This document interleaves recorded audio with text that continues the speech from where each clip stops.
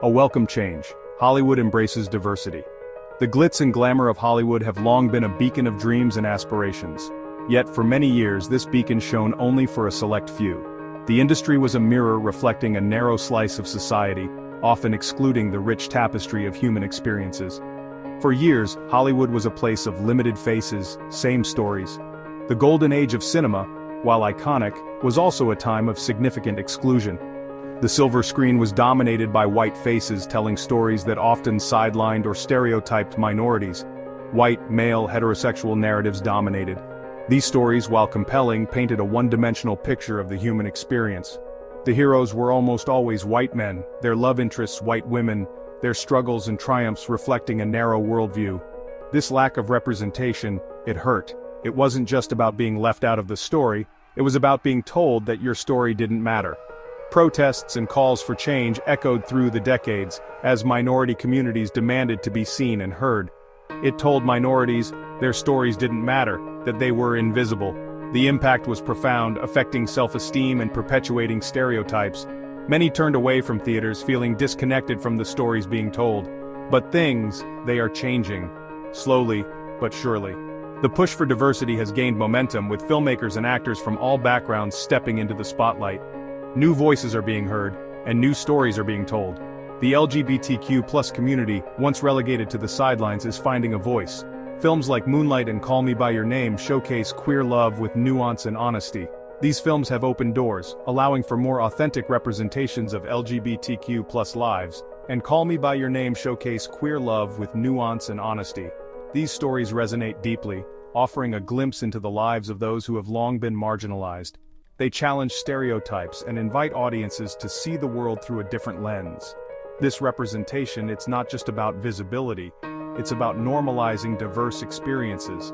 It's about creating a world where everyone can see themselves reflected on screen, where every story is valued. It's about normalizing diverse experiences. It's about breaking down barriers and building bridges of understanding. When diverse stories are told, they foster empathy and connection, reminding us of our shared humanity. It's about saying you are seen, you are heard, you are valid. Hollywood's embrace of diversity is a step towards a more inclusive future, where every voice has a chance to shine. The journey is far from over, but the progress made is a testament to the power of representation. When representation rings true organic storytelling. Diversity shouldn't be a trend, a box to tick. It's not just about meeting quotas or satisfying a checklist. True diversity goes beyond surface-level representation. It should be woven into the fabric of storytelling.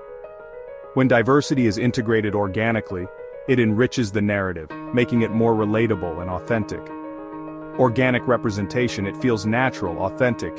It mirrors the real world, where diversity is a part of everyday life, not an exception.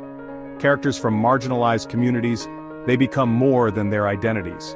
They are not just there to tick a box, they are integral to the story. They become fully realized individuals with hopes, dreams, flaws.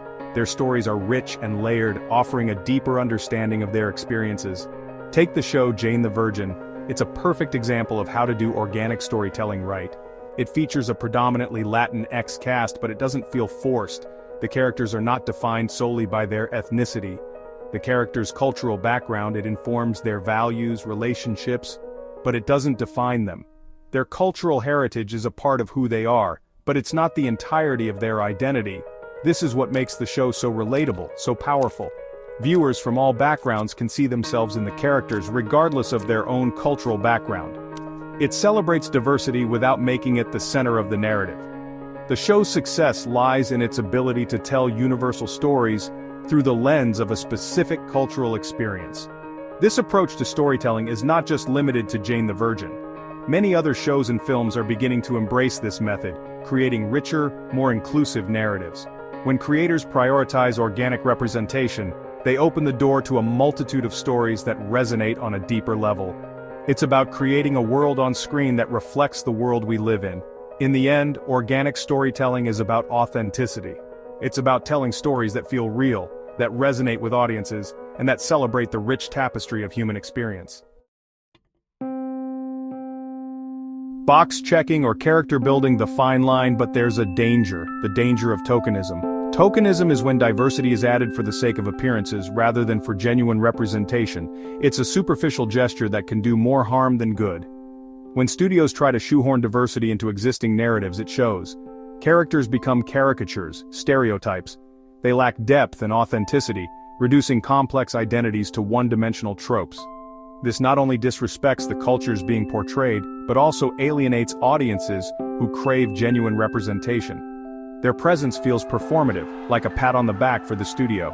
It's as if the studios are saying, "Look at us, we're inclusive," without putting in the effort to understand or accurately depict the experiences of those they're representing.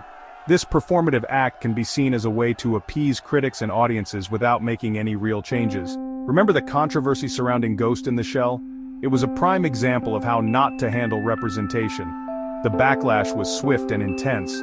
Casting Scarlett Johansson, a white actress, as a Japanese character, it sparked outrage, and rightfully so. This decision was seen as a blatant disregard for the source material and the cultural significance of the character. It highlighted the industry's tendency to prioritize marketability over authenticity. This type of whitewashing, it perpetuates the idea that white actors are the default, while actors of color are interchangeable. It sends a message that their stories and identities are not valuable enough to be told by those who truly understand them. This practice not only robs actors of color of opportunities, but also deprives audiences of authentic and meaningful storytelling. The audience speaks reactions to forced diversity. Audiences, they're not stupid. They can tell the difference between genuine representation and tokenism.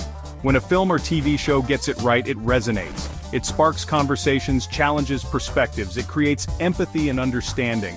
But when it feels forced, it backfires. Audiences feel preached to, manipulated. They reject the narrative, the characters. And this backlash, it hurts the cause of diversity. It gives ammunition to those who say, "See, audiences don't want this."